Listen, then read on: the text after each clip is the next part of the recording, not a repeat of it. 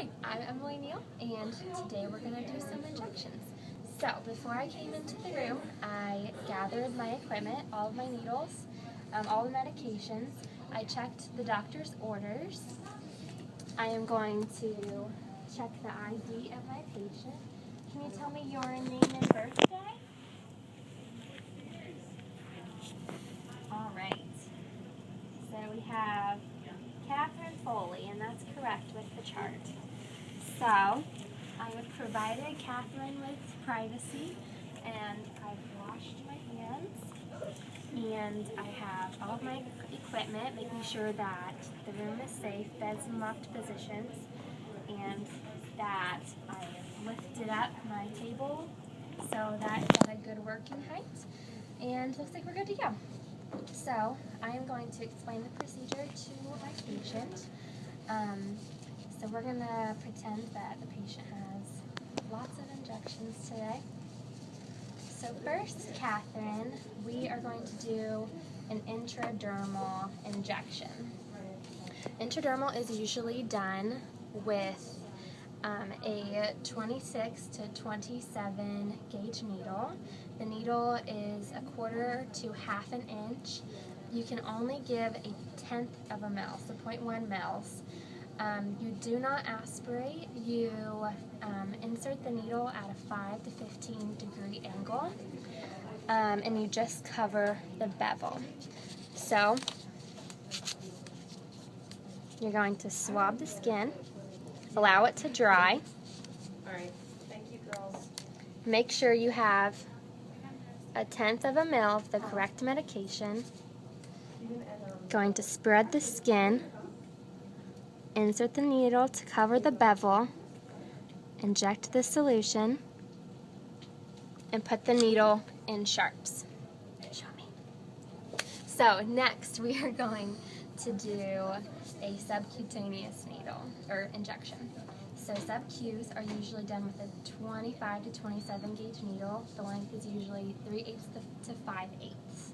You can give up to 1 mil for sub-Q, and if you can pinch 1 inch of skin, you insert at a 45 degree angle. If you can pinch 2 inches, you insert at a 90 degree angle.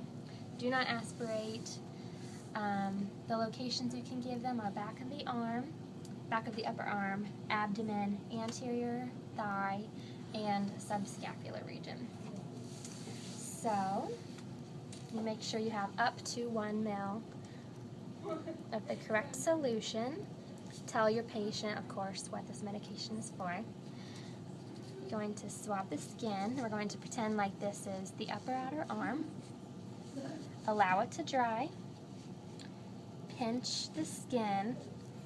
I'll insert at a 45 degree angle. Inject, retract, and that goes into sharps. And give a band-aid if they need it. So next we're going to do IM injections.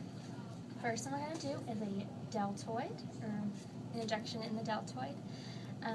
You can use a 21 to 23 gauge needle for all IM injections. The length can be 1 to 1.5 inches. You can give up to 1 mil for the deltoid. And it's 1 to 2 inches below the acromion process. You can gather the deltoid, and yes. So, and you insert at a 90 degree angle, and you do not aspirate. So we're going to go to the deltoid, swab, allow it to dry, go 1 to 2 inches below the acromion process. You can only give up to 1 mil, so I'll fill this syringe with 1 mil. You can gather the deltoid, inject at a 90 degree angle to the hub, inject, retract, and place into sharps. So that's the deltoid. We're going to use this needle for other IMs. So next is the ventral gluteal. So with the ventral gluteal, you, again, let the patient know what you're doing and explain to them what medication you're giving.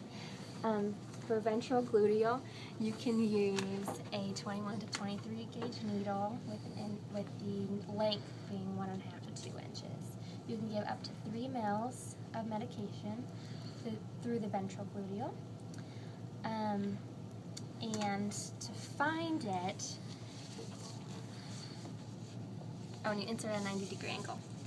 To find it, you place one hand on the greater trochanter and put your finger on the anterior superior iliac spine, and you create a V with your fingers.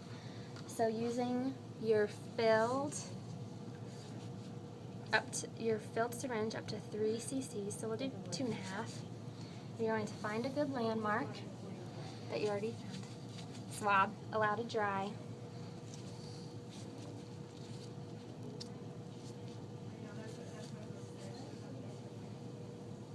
Inject.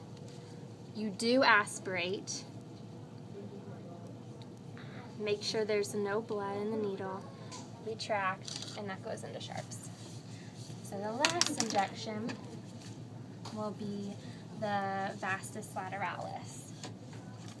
So with vastus lateralis intramuscular, you can use 21 to 23 gauge needle, 1.5 to 2 inch needle. You can give up to 3 mils again. You do aspirate, you inject at a 90-degree angle. And the landmark is you go a hand's width below the greater trochanter and a hand's width above the knee and insert right on that muscle. So you find your landmark, going to swab, allow it to dry, and only injecting up to 3 mils. We'll do 1.5. Don't worry, I'll never say that again. Spread, inject, aspirate, inject, retract, and place into sharps. And give the patient a Band-Aid if you need it. So I'm going to clean up my area, make the patient comfortable, make sure the bed rail, the side rails are up, make sure the patient's comfortable. I'm going to wash my hands and document all of the injections. And that's it. Thank you. Yay!